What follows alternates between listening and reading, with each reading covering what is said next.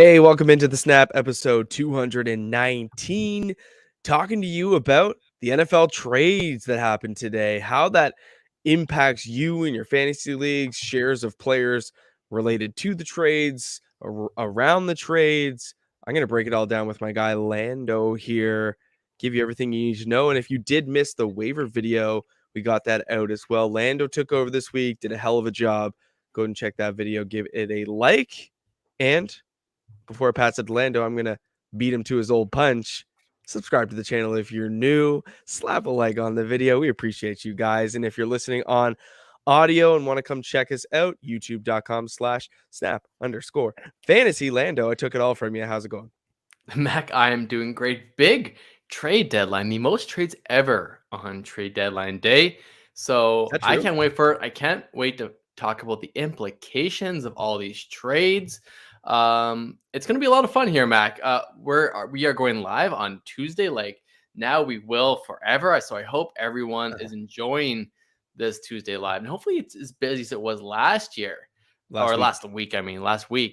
Either way, Mac, I'm excited to get things going. Hopefully everyone has their waivers all figured out. So if you have waiver questions right now and you're watching this live on YouTube, we will answer your questions afterwards. We're halfway through the show. Most trades? Yeah. Really? 10 trades on trade deadline day. It's the most ever. I really was hoping for more, like the big pieces that didn't fall. Kareem Hunt, DJ Moore, Brandon Cooks. I wanted those guys to find new homes, and just didn't happen, but it is what it is. If you are with us in the comments, we're going to get to your questions in about 30 minutes or so. Landon and I are going to talk through TJ Hockenson, Chase Claypool, Nyheim Hines.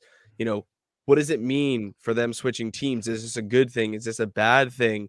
What does this mean for guys like Deontay Johnson and George Pickens, who now don't have Chase Claypool? Are things increase for them? Is it a decrease? We'll try to give you our best opinion, our best advice. It's going to be awesome. If you have any waiver questions, pop them in there too. I know waivers run for most of us in the morning, so we can help you prioritize, spend some fab, pretty much whatever you guys need to do. I'm going to flip it over to you, Lando. Chase Claypool, let's start there at the wide receiver position, arguably the biggest move of the day. The Bears go out, invest in Justin Fields, get him a legitimate wide receiver. We see guys like N'Keal Harry, Equanimous St. Brown, even Dante Pettis getting some regular work. It's apparent that they needed a secondary wide receiver.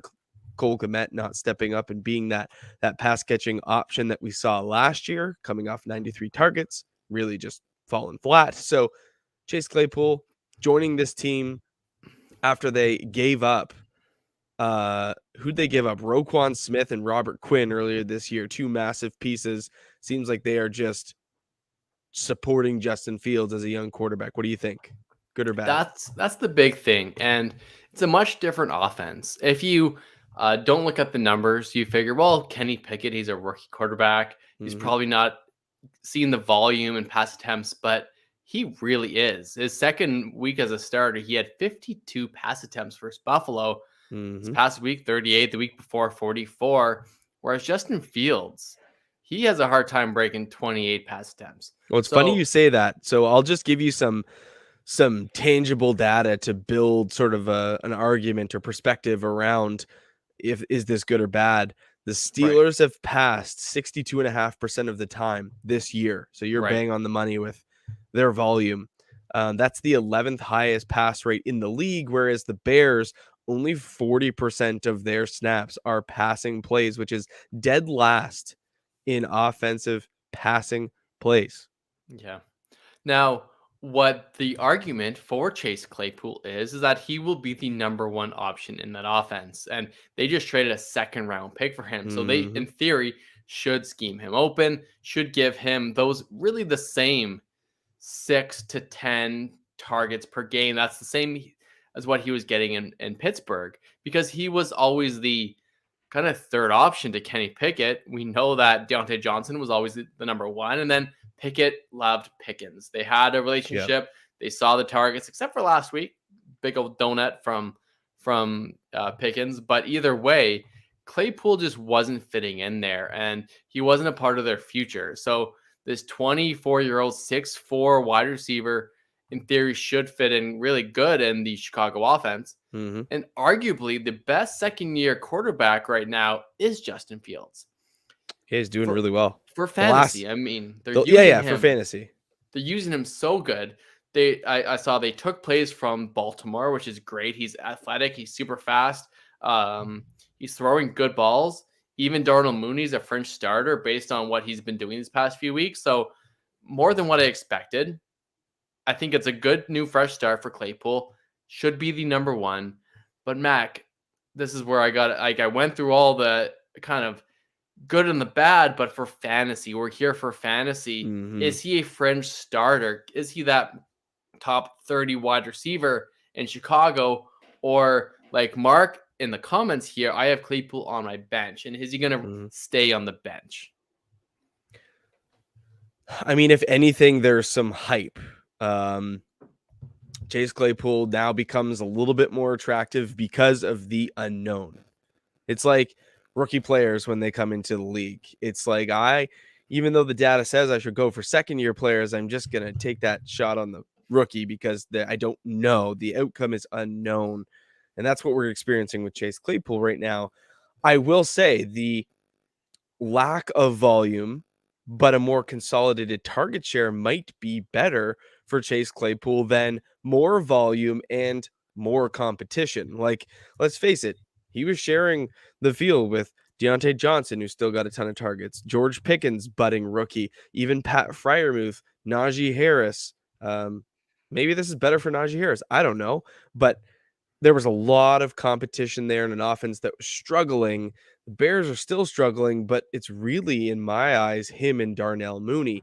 And in your deepest of leagues, guys, like I mentioned earlier, Equinemius St. Brown, N'Keal Harry, Dante Pettis, like these guys are not playable. They're not even rosterable anymore with Claypool coming in. Even a guy like Cole Kmet, if you've been, streaming or just like holding on to the faith, it's now probably softened. You probably have to Absolutely. look past that. So, do I think this is good for Claypool? I think this is better. Yeah, Do I think this vaults him to a spot where he's now a top 24 wide receiver? No, that move would have been with Green Bay. But sure. Green Bay wasn't willing to pay the price tag of a second. And I think that was decent value. But let's also consider that the Bears have a first, a third, 2/4, 2/5, and a seventh. They gave up that second round pick they got from the Ravens in the Roquan Smith deal for Claypool. Yeah. Uh, the Bears are in that situation where they want to give their young quarterback the weapons. And we've seen it in lots of other places. Jacksonville overpays for Christian Kirk to Mm-hmm. not really give him that opportunity. Yeah. Um, it's they have to do it. They had to do it. Getting rid of Allen Robinson last year really put Fields in a tough spot. And the fact that he's thriving in an offense that doesn't have a lot of passing weapons is saying something. So that probably led them to trading a high draft pick for a wide receiver that, I mean, in his first year had 11 touchdowns. So Mm-hmm. he has the potential. We thought he was going to be better than he was going into 2021. But 2020 was a big year for Chase Claypool, and a lot of analysts were excited for him. It just hasn't really come to fruition this past 2 years. Yeah. Again, I'm going to call it probably a wash. It's slightly better for Claypool, but he might be flex worthy. He's not going to be a wide receiver 2 for you. But you're right. He does have that red zone ability that Darnell Mooney just doesn't have the same appeal. He's not 6'4", 225 pounds. He's not a man in that respect. I think the biggest winner for Chase Claypool departing is George Pickens. How could it Sure. not be George Pickens? Yep. Deontay Johnson's still going to get the slot work, still going to get the volume, arguably maybe a bit more, but the big winner is George Pickens. He now owns the outside. Yep. If you're in any keeper league or dynasty, I think this is absolutely an upgrade for Pickens. He should see an increase in targets. And Mhm. Deontay's not going to move much, I don't think, but Pickens, I agree, sees the bump. Let's go to TJ Hockenson going to the Minnesota Vikings. Yeah. An interdivision trade. You didn't really used to see these trades happen, but we're seeing them more and more and more. TJ Hockenson, a top 10 pick in the NFL draft, was very, very boom bust with the Lions. We saw him have breakout massive games. That 39 pointer comes to mind earlier in the year, and then he just disappears. And it might not be because of his talent. It might just be that the ball goes elsewhere when you've got a team with a ton of weapons. And for fantasy, the Lions were fantastic. Now he moves to Minnesota. Irv Smith is on IR, so he doesn't have to compete with him. But Justin Jefferson, Adam Thielen, Dalvin Cook, Alexander Madison. I mean, is this a good spot for TJ Hockenson for fantasy? This is a better spot for the Vikings. They needed a pass catcher to complement the aforementioned Thielen, Jefferson. I don't know if it's going to be better for fantasy. The Lions had one of the best offenses in football. Like, we forget because they've had a couple, bad games, that the Lions have been electric. Now, they scored all their points in the first half of this past week's game, and they didn't score a single point against Miami in the second. I don't think that's the norm, but Lions are a good offense, and really, they had Amon-Ra St. Brown, and he was hurt. Swift was hurt. They didn't have very many options. TJ Hockenson had the opportunity to be elite for fantasy for quite a while. Goff as a quarterback isn't much different than Kirk Cousins. Like, Kirk might be a little bit better of a game manager, maybe wins more tight games than Goff. He's a bit of a gunslinger, but I mean, those are good for fantasy. So I think Hockenson doesn't move from what he really was, in my opinion. I think he's a number 5 through 8 tight end, week in and week out. You're starting him if you have him. I don't know if he's going to score many more touchdowns. He has 3 on the season so far. He probably has another 4 or 5 rest of season, but we know Dalvin's used a lot. I mean, Jefferson hasn't scored a touchdown since week 1. He's due. So I don't know. I mean, Hockenson is going to get his 4, 5, 6 targets each game. Maybe he's more efficient with that than he was with Jared Goff. Yeah. But he's not going to be, he hasn't risen to that elite tier. He hasn't got to the Kittle tier yet. No. He's closer to Darren Waller because Darren Waller is hurt. Trash. Trash. Unreliable. But he hasn't gotten to a point where he's that positional advantage with the Vikings. Do you think differently, Mac? No, like when you look at the amount of plays ran so far, specifically passing plays, there's only 16 different between the two. And the Vikings have thrown 16 more passing attempts than the Lions so far. So they're right in the middle of the pack. TJ Hockenson averaging 6 targets a game with Jared Goff. Irv Smith was 4.5. I'll concede that Hockenson, and I hope you would too, that he's the much better player, of course, than Irv Smith. Not even though close. He's not elite, still better. Yeah, he's athletic. He's a great athlete, a great football player. We've had lots of athletic tight ends that have been, I know. I guess what I'm getting down to is I don't see how TJ Hawkinson's value diminishes going to the Vikings. It can't go down. But I'm with you too that I don't think it goes up tremendously either. He's probably not in a position to elevate himself past the top 3 or 4, like Kelsey, Andrews, Kittle. I would say Goddard is still He's shown that he's so consistent that he's there. Right. As he's 4. Probably in the range of Waller, Pitts, Gesicki. Yeah, I would love to see him move too. Yeah. Either way, at the end of the day, TJ Hockenson not going to get worse. I think things slowly improve for him. If he's to have any massive like bump, it's going to be through the red zone. That might be the only thing, but the Detroit Lions have been scoring points left, right, and center. So Mhm. it's like that argument's sort of null and void as well. So I don't think things get worse for TJ. I think they stay somewhat the same. I think he's still in a good spot Yeah. as a top 6 to 8 option, but I'm not jumping to the moon about this one. No. Zach Ertz, Tyler Higbee, Yeah, uh, TJ Hockenson, they're in that tier. I would still take Zach Ertz over TJ Right. Hockenson after this. There you go. Just reliable, man. Yep. The last one I want to talk about, because this one could have some implications. Nyheim Hines traded to the Buffalo Bills. Are you more excited to see Nyheim Hines play in a high-powered offense, or to see Jonathan Taylor absent of his plague? Uh, Fantasy plague, let's just say. Deion Jackson should be an ad in most leagues, I think, right now. That's We true. saw him get used a ton, but this really hurts Singletary. This hurts. I don't Um, know if I agree with that. the Buffalo Bills have been searching for this pass catching running back, Right, a 2.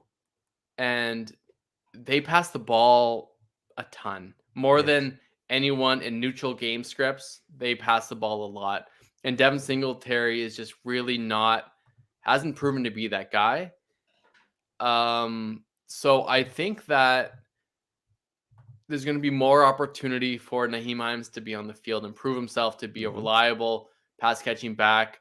So just the snap when they run the ball, it will be Singletary. So he might not change in the way of attempts each game, but he's not going to be on the field. He'll be basically on efficiency the entire time. Say he plays 35% of snaps, and he'll still get 11, 12 carries. But um, you mentioned to me off camera, James Cook is basically droppable in all formats. Yeah. Even when you're in keeper leagues, Not I still, dynasty. Not dynasty. of course, not dynasty, but even keepers, like you're still going to get the value on James Cook next year in a Right. if you only keep 2 or 3 players or 1 or 2 players, you can It's the draft James Cook next year if you love him for whatever reason. It's so tough because I do think as a football player, Nyheim Hines is quite good and quite capable, and I think he Hmm. will actually bring a lot to this Buffalo Bills run game. They They they tried to get tried with McKissick, they tr- remember? I know they tried with Zach Moss. He was inactive the last 2 games. They tried to get JD McKissick in free agency and failed. They drafted James Cook. James Cook it's been an experiment, let's just say. The fumble on his first NFL touch was That's probably not tough. helpful. No, And then they bring in Nyheim Hines, who's probably one of the best satellite backs in the it's like NFL. a satellite plus is kind of how Yeah, I would, like you know? he can handle a workload as a 1, but Mhm. he's used so well in the 2-minute drill. He's used so well on third down. He's actually a good blocker. Like he checks a lot of boxes for a team that's making a Super Bowl run. Is this good for fantasy? I don't know, but he plays in the best offense in football right now, bar none, no questions asked. I Yeah. think this is a good thing for Nyheim Hines. He's in the same way that you kind of need to roster every Chiefs running back. You have to roster Naheem Hines and Devin Singletary. They're gonna Yeah. get theirs. I mean, as much as we hate on Clyde Edwards-Helaire and how efficient he was early in the season with limited work, I mean, there could be games where he scores 2 or 3 times because he's on the Chiefs. Mhm.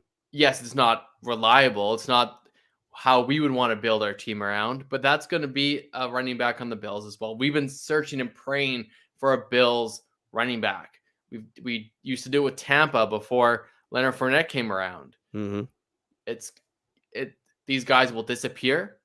I think now both of them have a chance of disappearing more often. Like Yep. Singletary, he was very safe, and now he might be a little less safe, just slightly. Like he might not get as much work. And then Hines, you can start him, and he might be great. And then all of a sudden, it's not. It's a Diggs game or it's a Gabe Davis game. But you have to start. You have to own them, and you can start them each week. Yeah, you can.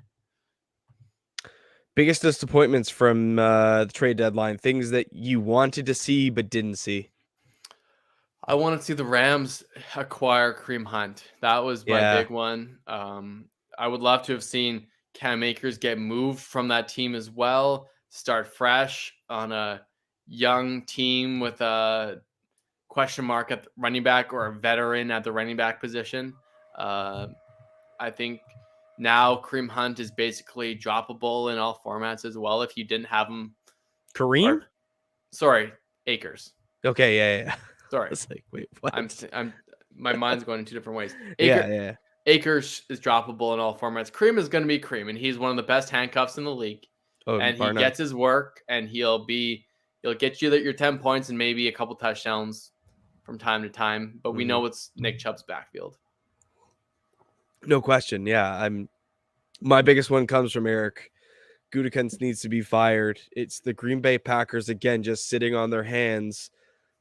Chase Claypool, Brandon Cooks, DJ Moore, all in circulation, all involved in trade talks. I mean, the Carolina Panthers are giving away players left, right, and center, and Packers only made what they thought was the best offer for Claypool, and the Bears just came in and swept him up. And I don't know that Chase Claypool helps this team, the Bears, make a push to do anything, but he would have helped the Packers. So I wonder if a little bit of this acquisition was, keep away. The Bears keeping away from the Packers. As of right now, though, blow the whole thing up. It's over. They're not going to go make the playoffs now. I mean, we've got rookie wide receivers who drafted in the 6th and 7th round catching balls for us against the Buffalo Bills. It's over. You know what? That game wasn't as bad as I thought it would be. It was a competitive game. It was chippy. Yes, it was good because Green Bay's defense is good. Yeah. They still can't stop the run, but Jair Alexander, you know how many passes Jair Alexander allowed in that game against Josh Allen, the Buffalo Bills? 0. Jair Alexander locked Stephon Diggs up. Didn't allow a pass. Every single time it was in zone coverage, over the middle, one-on-one, lockdown. Team is good, man. They haven't done the things that they need to do to win. And the fact that they let another trade deadline, another draft go by where they're not going out and making aggressive moves to support Aaron Rodgers, it's over. I've had Let a lot Rodgers of questions. retire, blow it all up. Yeah. It's done. I've had a lot of questions about Romeo Dubs on our YouTube channel. Can you chase the production from Romeo Dubs? Does Rodgers have the confidence in him to give him those 6 to 9 targets each week? Because last week he was saying if you don't do your job, if you're dropping balls, you should remove your playing time. The laundry list is so short for them that the answer just by default has to be yes, because he's one of the only guys making plays. Like Sammy Watkins was terrible, could not get separation in that game against the Bills. Perfect spot for a little revenge. First game back to Orchard Park as a visitor. One target. Nothing. One catch in the first drive. Can't do anything. Christian Watson, huge disappointment. Can't stay healthy. Yeah. Really weird play at the beginning of that game. I don't know how you deem that a concussion, but is what it is. And then it's like Romeo Dobbs and Toure and Tunyon. Kind of what I said to you, like, how are you not just super bullish on Aaron Jones? Aaron Jones is the Packers offense. Did he have quite a few targets? I didn't catch the 5 targets, 4 receptions, only 14 yards, but yeah. How many yards on the ground against the Buffalo Bills? Oh, yeah, 143. He looked great. Every time he touched the ball, it's like he was out of a rocket ship. I know. Yeah. That's why I think just like the volume for him, the remainder of the year is going to be league winning potentially. Yeah. So anyways, that's the trade reactions. That's the trade talk. Let's just say I want to get to some questions here before we depart. So if you guys are dealing with any trade questions, any waivers, things for tomorrow, you want our opinions on who you should spend your priority on, or what fab money you should spend, or if you should target people, let us know in the chat. We're going to be here for another, 20 to 30 minutes. So feel free to Yep. pop some This is the time. questions So if you're in. watching and waiting, get your questions in now. We get to every single one. If you're watching this after the fact, we still answer every subscriber question. So Hmm. get down below in the comments and we will get back to you to try to give you the best advice we can. Give us as much information as you can. If it's Hmm. a start sit this week, whether you're going to project it to win or lose, if your record's good, if you're not, that helps with trade options. If you have a lot of depth, maybe giving away 2 players to get an elite option is great. So now is the time to get your questions in the on the live chat. So get us in, and Mac and I will start right now. Do I trade Chris Olave for Kenneth Walker or Damian Pierce? If I lose Olave, I'll still have Evans, Lamb, Judy, Lockett. Running backs, I currently have Eckler and Foreman. Yeah, I think trading Olave for Kenneth Walker would be the pick for me there, Alan. Pierce is not a bad piece either, but I do prefer Kenneth Walker, no doubt. Yep, I tend to agree. I like Kenneth Walker better as well. He's had a really good top first 3 games as the starter in the NFL. Mm. Yeah, you can afford to lose Olave. That's the context that we want, Alan. So we love that kind of context. You have Addition a by like subtraction right there. Yeah, in a vacuum, Olave for one of those players is pretty neutral, but you don't need Olave right now with those elite wide receivers. Thanks for Correct. the question. Mark Hill just pulled the trigger on a trade. Barkley for Adams. I needed a wide receiver. I have McCaffrey and Chubb, so I'm good. Yeah, I mean, Interest, go ahead. Interesting because Adams had a really bad game this past week. He Mm, had 1 reception for 3 yards, whereas Barkley had a big game, but he's on bye week. So obviously, you gain a bye week starting Adams. I and you feel buy a like you win potentially. Yeah, that's it. You buy a win. How much is a win worth to you? Is it a lateral trade because you have an elite running back and an elite wide receiver? Yep. Sure, it based on needs. But I do think that you should have probably gotten more. But I think this trade is fair overall. Oh, definitely fair. Again, you're buying a win in an important part of the season. You're picking up a bye week, which is great. You would have been really happy flexing Barkley and starting McCaffrey and Chubb every single week, but Hmm. Devontae Adams is no slouch. So to upgrade that wide receiver position, pick up a bye week, buy a win. In the end, it could be a really, really strong move. So I don't mind it at all. It's not a bad trade whatsoever. Yeah, I'm trying to acquire Devonte Adams right now. Trying to downplay his value with how bad the Vegas Raiders looked this past week. Parkour Master, should I play Khalil Herbert in my flex? I think you absolutely can. And obviously, it depends on who you have starting. But this past week, he had 16 attempts on the ground. And that seems to be pretty average for him. And Miami, Detroit, Atlanta, these next few weeks are great. So that's why he was one of my top ads this Hmm. week if he is available. And Yahoo, he's roughly 50% owned, and Sleeper, he's roughly 60% owned. So he may be not available in competitive leagues, but I think he's a every week flex option as long as the Bears keep using him the way they do. Easy says AJ Dillon should produce this week versus the Lions, right? I have lost faith in Dylan completely. I think the Packers have too. We've seen that receiving work fall off a cliff since week 4. Snap shares under 50%, 32, 49, 30, 42. To start the year, 51, 57, 53, 58. Double digit attempts in all of those games. And now we're seeing the ceiling at 10 and virtually no targets through the air. So AJ Dillon's just being used differently. This team has shifted towards Aaron Jones, even though the matchup with Detroit could be really, really good for fantasy. I'm not rolling him out with a lot of confidence. So to answer your question, no, I'm not playing him this week.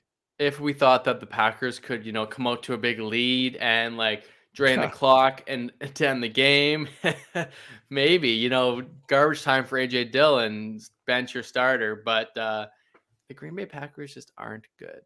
No, they're not. Trade it all. Blow it all up. Josh Palmer trade talk heating up in my league. Feeling like I need to ride with Palmer, or should I sell high? I would sell high. Yeah. Yeah. Yes, Mike Williams out for another 3 to 4 weeks. Keenan Allen hopefully returning, but I mean, even when we've seen no Keenan Allen, Josh Palmer hasn't been 100% reliable. We've even seen Mike Williams disappear at times. He either has a 17-yard receiving game or a 117-yard receiving. There's no middle with him. Yeah. I think Anyone de facto it just goes to two guys. It goes to Gerald Everett. It goes to Austin Eckler. Like that is the offense. Yeah, and the Chargers haven't proven to be super reliable this year. And yeah, No, Palmer is one of those names that it's a spicy ad this week, Eric, and people want him and are willing to start him. But yeah, the value is high. So even if he has a good week this week, it's fine. You're not going to lose out if you get quality assets in return. So right. everyone coming into the stream right now, we are answering questions. So make sure to get your questions in. We'll get to them very shortly. There's not a ton tonight, so get your questions in now. Like the video while you're here, and share it out if you have friends that maybe are interested in the show. Michael saying, do I pick up Isaiah Likely on waivers? He's the Andrews owner, or just stick with Higbee on my bench? So The question is, who would you drop Likely or drop for Likely? And if that answer is yeah, Higbee, I just stay with Higbee. right. If it's not Higbee, the problem is now you're rostering 3 tight ends, Yeah, and which also feels silly. the Ravens play on Monday night, and that's going to be the toughest scenario here. Is that you might have to wait until Monday to know whether or not Andrews is truly active or not, and hopefully he doesn't give us a last week where he's active, limited, gets hurt again, is out, and then you basically have Isaiah Likely on the bench, Andrew starting, and you're kind of up a creek, you know? So, That and the New Orleans Saints are a tough matchup against tight ends as well. I would just roll Higbee for the mere fact that if Andrews does not play this week, which you probably don't want to take a chance on anyways, they are on bye the following week in week 10. So you're going to have to roll Higbee at some point. If you drop Higbee, now you've got a double tight end on bye with Likely and Andrews. So I would just roll Higbee. He's still getting the targets. He had one down week out of the 7 that he's played. Just roll him, man. He's past his bye week. Everything's good. They got a decent matchup against Tampa. yeah, Tampa used to be a really tough matchup. Not anymore. Not anymore. Their top linebacker just went down, right? And Yes. It's just yes. I'm losing the name right now, but he's an all-pro Shaq linebacker. Barrett. And Shaq Barrett. Shaq, yeah, he's out. He's Achilles, I believe it was. Let me bet And that. the LA Rams and the Bucks are so desperate for a win. Both teams are going to come with their best, so it's going to be hopefully a very competitive game, and they'll need Higbee. His targets have been very, very consistent, except for one game, basically all season. So I think Higbee, unless we get a full report that Andrews is healthy and he's practicing in full, which I doubt we get, just go with Higbee. So They thanks got for coming Higbee by, Michael. against the Bucks and then the Cardinals the next 2 weeks. So matchups are good. I would just roll Higbee, let Likely sit there on waivers. Mm-hmm. When do we think Cordero Patterson comes back? Is Algier worth picking up on waivers at this point over someone like Foreman, Pickens, or Kyron Williams? Oh, I would pick Algier up is not worth Foreman. Foreman. I was just gonna say, Yeah. Jonta Foreman is a must-add over Algier. I would order them Foreman, Pickens, Algier, Williams. Yeah, I think that's pretty fair. Algier is kind of a spot start. If you're desperate, you can start Algier. He gets the volume. I think it was 17 carries this past week. But you're right. With Patterson, he's not a long-term solution. That's exactly why we want to advocate for Foreman. If Foreman was available, I would use my number one priority on him after this past week. We've got Deonta Foreman and Devontae Smith for Mike Evans. It looks to me like a lot of average pieces for a very good piece. Yeah, I would take the Evans side there. Yeah. Do we prefer Debo or Pittman rest of That's season? a great question. I do prefer Debo still, for a couple reasons. Number one, Sam Ellinger is going to be the starter the rest of the year, and I wasn't overly impressed with him in the first week. However, I think he'll grow into that role. Number two, Paris Campbell is emerging as a viable option in this offense, as is Alec Pierce. They just lost Naeem Hines. Jonathan Taylor show hopefully just rolls on. So Pittman, I'm gonna just temper expectations because of the offense and the quarterback, and then Debo, I think, just goes right back to business when healthy. Yeah, I think Debo's stock is at an all-time low right now. Yep. This is the time to buy him. I just sold him, funny enough. That's when I thought he was still healthy. And unfortunately, the owner did too. Hurt last week, buy on this week. Now is the time to buy Debo Samuel. I liked Pittman so much going into the season, but that's when we thought Matt Ryan was still a competent quarterback. Yeah. Joke's on us. Joke's on us. Ben McDonald, Daryl Henderson, Deonta Foreman, Gus Edwards start one. This is a Deonta Foreman question. Yeah. How could you stay away from Deonta Foreman? Cincinnati looked terrible against the run this past week, and you have to go with Deonta Foreman. Guys, 26 for 118 and 3 touchdowns. Yeah. Henderson is splitting work with Not a even bunch of splitting. no-name guy. Not even splitting. Lost work. Yeah. Yeah. Yeah, Daryl Henderson only played 41% of snaps last week and touched the ball 4 times on the ground, 2 through the air. Cam Akers, who knows? It's a question mark. I doubt he's going to be released, but the reports I'm reading are that he's going to make his way back to this team. Yeah, they don't want to release him. They don't want to give him the satisfaction of Right. being released. So Daryl Henderson had his opportunity, did nothing with it. Deonta Foreman, I mean, stole the show with no Chuba Hubbard, as we kind of expected. Yeah. I would go Foreman, Edwards, Henderson in that order.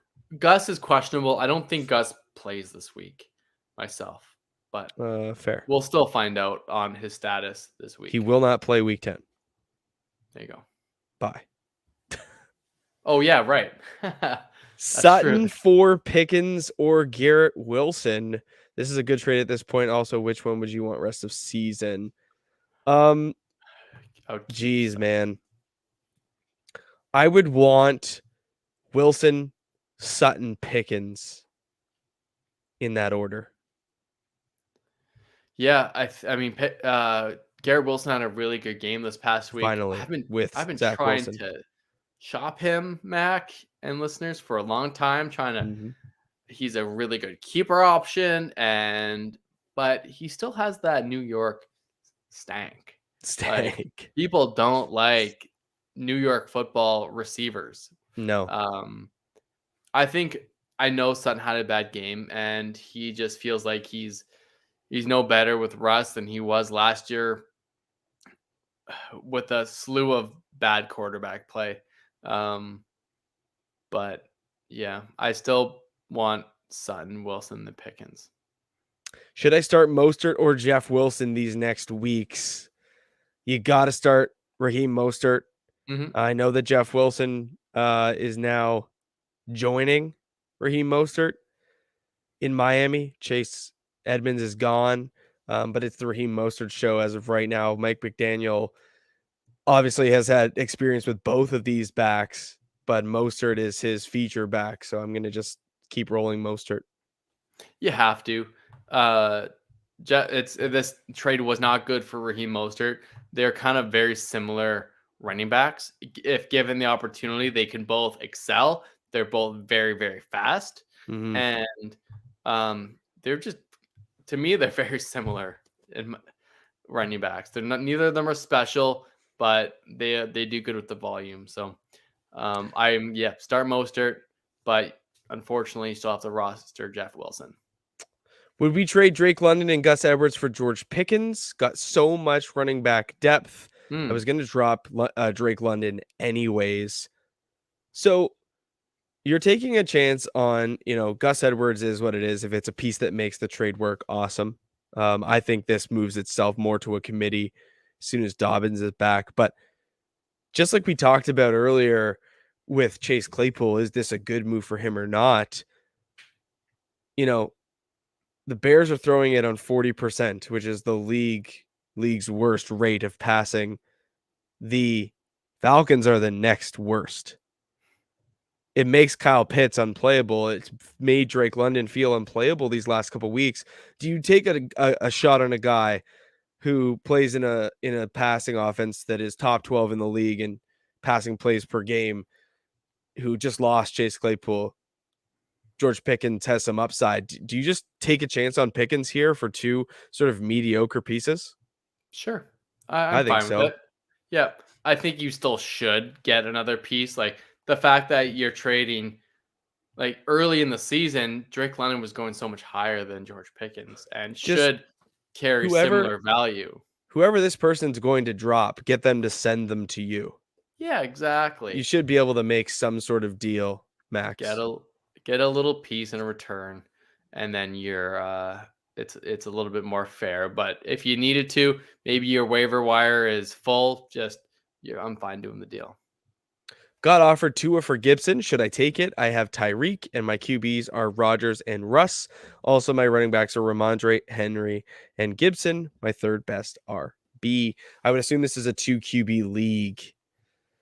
Upgrading Rodgers or Russ to Tua would be advantageous. If this is not a 2 quarterback league, then I would leave it. Yeah, if it's a one quarterback league, you can drop Rodgers and Russ. And you can find guys on your waivers like Daniel Jones, Marcus Mariota, Justin Justin Fields, Fields. who have all been better Yeah. than Rodgers and Russ. So Yeah. You if have this the is a 2 depth. quarterback league, I would do it. If this is not a 2 quarterback league, what Landon said. Yeah, if you have the depth to get rid of Gibson, if you really want to upgrade to Tua, I don't typically do that. Like as a rule of thumb, I would rather do the other way around and do what the other guy's doing and trade away my quarterback 2 or whatever for a running back. So Yep, agreed. yeah. Could I start Justin Fields and trade away Justin Herbert? He looks good so far. I assume that means Herbert. Or if it's a Khalil Herbert. Maybe we need a little bit more context I there. assume it's Justin Herbert. That's what I think So too. so I It's not a terrible idea if you can get a big haul for Justin Herbert. Yeah. So exactly what I just said is, yeah, if you can get a really good starting running back, so you have to target like the top teams in your league, and maybe they for some reason don't have an elite quarterback, which I kind of doubt. But yeah, getting a very good starting running back, like would you do Herbert for Ramondre Stevenson, Mac? Is that kind of a No, trade that makes sense? no. You want to go higher end? I mean, I'm thinking the team that has maybe a robust RB or started like a Chubb Barkley ETN type deal. Maybe you can get a ETN or a Damian Pierce or something like that for Justin Herbert. If you can get a Travis Etienne, yeah, for sure, I'd do that. I Yeah. mean, Stevenson has been quite good. He's just got the Damian Harris shadow, which you never know when that can jump in and loom on him. So yes, I think he's a great talent. I would love for Harris to not be there. Right. Algier or Rashad White. If you need to start one, you start Algier. If I you think want to so. stash one, you stash Rashad White. Tend to agree. Michael says, do I keep or drop Wan'Dale Robinson rest of season? Or pick up Palmer or Hines or Pacheco? All would just be depth upside for my team. I think the most upside is with Wan'Dale. Yeah, I mean, you can put a claim in for Hines if you don't have a top 2 or 3 position. You're not going to get him. Yeah. I wouldn't blow the fab because it's just depth on your team, Michael. So I like Wandell. I'm not out on him after a bad week. I think he's still going to be a very fine player. Um, he's in a very similar spot to Palmer. Are we prioritizing Jeff Wilson or Naeem Hines from waivers? Cody, I'm going to prioritize Hines over Jeff Wilson. Yeah, and I think Hines is probably worth your number one priority. Yep, I agree. Just for the role that he can serve for the Buffalo Bills, who kind of seem like they've been searching for this competent pass catching running back. He's good. Yeah, there's no denying that. Yeah, he's worth it. He might be a frustrating guy to own, but I think he's worth it. How much of a priority waiver add is Jeff Wilson now that he's been traded? Like next to nothing. Yeah, he's just like he's a valuable backup. You know, if Mostert goes down, he presents a ton of upside in that offense. That's kind of all he is. Like what's a 50 at best case, right, guys? 50-50 split with Mostert worth on the Dolphins.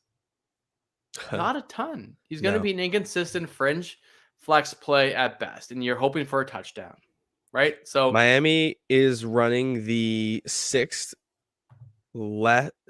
least runs per game. 36.6% of their plays are rushes. The other, like they're just such a heavy pass heavy team, and you've seen it with Tyreek Hill and Jalen Waddle just feasting. And yeah, Mostert's been good, but you saw what happened this past week with Mostert. You thought he was going to be super, super safe. They played the Detroit Lions. It was a great matchup, but look what happened. I mean, it was the Waddle Tyreek show, and those are the only two players you can confidently rely on, besides, I guess, Tua now. Mm-hmm. This is the best, guys. If you have questions, we're giving every single question. We're doing it super quick. Get your questions in. We can spend lots of time for you. So if you have your questions, do it now. Thoughts on CeeDee Lamb rest of season? With a good defense, I think it limits his ceiling. That's what Michael said. Yeah. I'm starting to lose faith in CeeDee Lamb as a alpha wide receiver. I know that he's currently the wide receiver 10 in fantasy. We haven't seen him dominate. We haven't seen him, take over a game like Devontae Adams has in the past, like Cooper Kupp did all last year. Has yet to break 100 yards in a game. Mm-hmm. Has 3 touchdowns on the year through 8 weeks. Target share has been good, dominating those, but has not been ultra productive for you. Not been the guy we thought he would be. Yeah. I like him rest of season, but I think people overvalue his name. If they have him on their team, they overvalue and they want too much. Yep. So I went to the CeeDee Lamb owner this week because he's on buy, and I can afford to maybe buy him on buy and grab him. And he just said no. He didn't even entertain an offer. He just said no. I'm keeping CeeDee Lamb, and that's fine. I'm not ready to overspend on the name of CeeDee Lamb and the Dallas America's football team. But I think Michael has a point where last season it was the same issue where the defense was so good. It's really great again. And yeah, it does limit a little bit of upside, but there is room for him. I mean, that it doesn't limit him that much that he's not going to score fantasy points.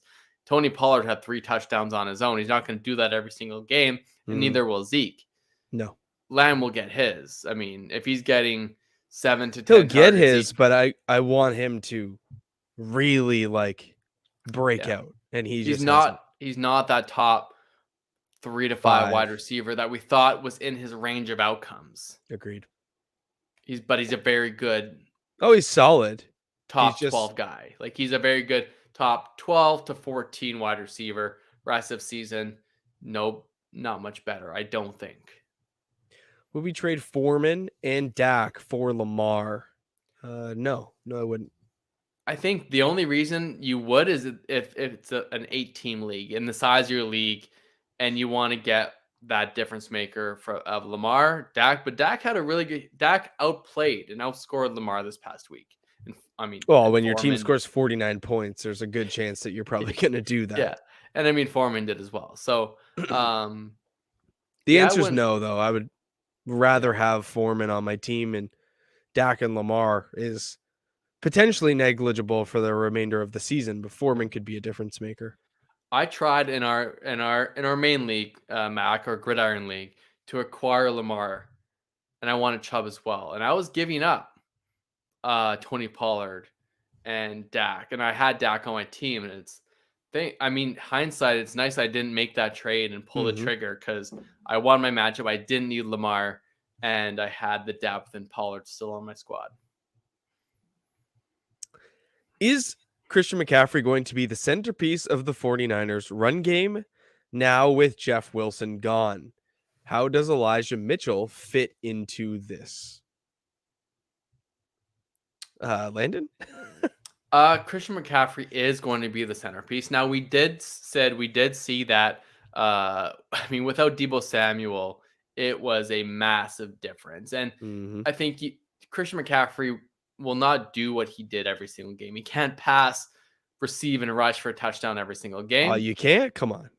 Deebo will be there and be involved. Elijah Mitchell doesn't really fit in, unfortunately. Elijah Mitchell is a very talented running back, but he's going to be he might be a running back that gets 10 to 15% of snaps just to spell McCaffrey every so often. Like, very few running backs have 100% of snaps. McCaffrey used to be that guy, but at age 26, he's never going to be that guy anymore. He kind of was, though. Like, Jeff Wilson got on the field last week for 36% of the snaps, handled the ball 6 times, total, 4 on the ground, 2 through the air. Christian McCaffrey, though, was on the field 81% of the time. Yeah. Not 100, never 100. No, never 100, but you rarely see running backs on for, that high of a snap share. He used to be in Carolina. He was 100%. Like back in 2019, he was on the field for 100% at least half a dozen times. Like, yeah, you're right. 100, 100, 92, guy. 100, 86, 96, 78, 86, 100, 93, 100, 100, 99. And that's why he was the number 1 running back by a long shot. I mean, if he keeps up with what he just did, he's going to be the number 1 running back. Yeah, very quickly. Yeah, he's going to be. He's locked. He might be the locked and loaded number 1, but he might not be that by leaps and bounds like he was before. Oh, fair. I just the difference between his first game after the short acquisition to a full week of practice. Yeah, I mean, he's a totally different player within this offense, and now he gets a bye week to fully cement his understanding, his role in this offense. I mean, McCaffrey looks just as good as he ever has. Oh, he looks great. So yeah, Elijah Mitchell is droppable, I think, in most leagues, unless you're maybe Dynasty. But yeah, doesn't change much for McCaffrey. Big question here coming in from Cody. I know we replied to this earlier, but offered Stevenson, Christian Kirk, Romeo Dobbs for Devontae Adams and Kareem Hunt. I have Kamara and Dobbins, but obviously Dobbins is on IR, so I'm struggling in that position. Adams and Boyd now for my starting wide receivers. Should I go for a counter? I don't really care for dubs, and I don't like being on the receiving end of a 3-2 player trade. Yeah, I think I replied to Cody on YouTube in the comments. So thanks for coming by, Cody. We appreciate you coming in, but I think now you can get a little bit more context for this kind of this deal. Okay, it's handled. Would we trade Dak and Foreman for Hurts? Oh no, I mean you can still answer. I'm like, what would you do, Mac? Oh yeah, no problem. I'll just answer this one quick for Max. No, would still keep Dak and Foreman. So is he getting Stevenson, Kirk, and Dubs? Correct. I would keep Adams and Hunt. Yeah, and that's what I said. And I thought there was a chance that Hunt was, when he asked this, Hunt had a chance to get traded. Sure. At the time, so you could of course revisit it after the fact. But yeah, I tend to agree. I'm not chasing the dubs. Like, yeah, Hunt and Stevenson, let's just call them a wash. They're both elite backups. If given a full workload, would be very, very good. And produce, Well, as Stevenson's the seconds. starter. What? Stevenson's the starter, and But that's a fairly new thing since Harrison has been injured. right. Could Harris come back next week and be the starter? Absolutely. Yeah. I know it might be more of a 50-50, but I'm calling them complementary pieces. They're not far and away the number ones. Okay. If Yeah. Stevenson was, I would say differently. Okay. I think most people believe that Stevenson is the number one in New England going forward. But I I mean, not that they're right. I'm just saying most people believe that. I well, think. a lot of people believe that the Earth is flat too. You can be wrong. Yeah, well, okay. The, Okay. the the matter of the fact is, returning from injury, Damon Harris had 41% of snaps, 11 touches on the ground, 2 through the air. It's not like he's not a part of this offense, Ramondre 63%, 23 total touches. I would love to see him continue what he's doing. The targets is really, really nice. And Agreed. Harris has Agreed. never seen those targets. Totally agree. We have to also consider that Damian Harris is going to be an unrestricted free agent next year. Mhm. Um, It's gonna be Ramondre's backfield. it will be next year. Yeah, Yeah. moving forward. Yeah. Whether that has anything to do with how he's used down the stretch, I don't know. I'm not counting out Damian Harris because Okay. I know what he can do. Either way, call it a wash. Stevenson, Hunt, maybe a slight edge to Stevenson. Kirk and Dubs. Christian Kirk's been fine. Romeo Dubs has been fine here and there. Neither of them are Devontae Adams. So, well, it's a small marginal gain in the running back. It is a huge loss at the wide receiver position. Yeah. Kirk and Dubs, streaming them week to week is not going to give you what Adams gives you. And so I think you're losing in this trade. Yeah. That's So the way I see Cody, it. as far as a counter goes, yeah, I'd want an elite piece, like a truly elite piece. I don't know who this player has. You could join us on Discord if you want. I'll share the link in the comments here shortly. But if you're giving away an elite player like Adams, I still do want an elite player in return. So check to see if he has an upgraded running back. But I'm just good where you're at. I think Hunt is Yeah. a really good piece to keep. He's a flex play every week, no matter what. And Essentially, Adams is going to bounce back. someone's trying to buy low on Devontae Adams after a down week. Correct. Yeah, and I'm seeing through that. Yeah.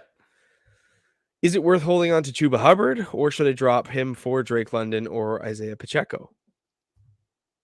I'm not dropping Chuba for Pacheco. If you need a And I don't I mean, really feel like Drake London is worth it either, so I would probably just hold on to Chuba. I think only if he needs a starter. If you need a starter this week, I'm questioning that Gus Edwards plays, and I think Drake is just the de facto guy that's going to get the work. Oh, sorry, is this Kenyon Drake or Drake London? I thought it was Kenyon Drake. Oh, now that I read it, it's probably Kenyon Drake. Yeah. No, I would just keep Chuba. Unless you need a start this week. Unless you need a starter.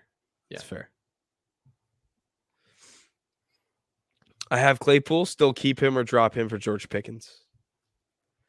We kind of had this debate earlier. It's like, who's in a better spot? I think if you need someone for week 9, I'm not really starting either of them. Pickens is on bye. Claypool, I don't really hold a lot of hope that he'll be overly productive in his first game in a new offense. Yeah, not willing to. I'm sitting and waiting for Claypool to get integrated in that offense before I'm going to start him. So rest of season though, Claypool versus Pickens, I mean it's probably going to be pretty close. Yeah. I would still give a slight edge to Claypool, but it's not by much. No, we talked earlier, Blair, that the passing volume in Pittsburgh is greater Far greater. Yeah, by 15-20% roughly, 62.5 to 40. Yeah. It's a top they're 11th. The Steelers are 11th in pass plays per game, and then the Bears are dead last. Yeah. It's a big difference. Yeah. Yeah. Like, what's that, a 40% increase, give or take? Well, 22.5. 22.5 passing. 22.5% more passing. Okay. Yeah. But then obviously that Pickens is the number 2. Deontay Johnson's going to be the one week in, week out. We don't know what the deal is, what will be the deal in Chicago. You want to assume that Darnell Mooney will be the guy, but the amount they paid for Claypool, he might be the one on a low pot passing offense. So it's a tricky situation there, Blair. I might just keep Claypool and just don't worry about it. Yeah, to make a trade just feels like if you can do it, it's lateral at best. And if someone, like, hey, you want Pickens, you have to kind of pay up for him.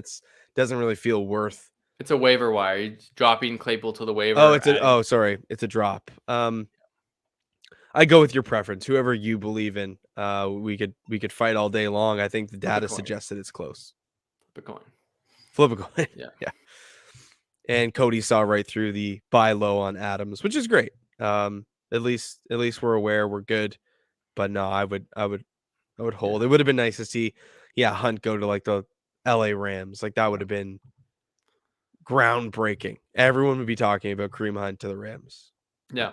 Here Hey, we buy are. low on Josh Jacobs then. Return that in reverse. Just say, hey, Jacobs had a bad game. The old Uno reverse card. Yeah. I see your low ball offer. I give you a low ball offer. Exactly. I'll raise you one. Yeah.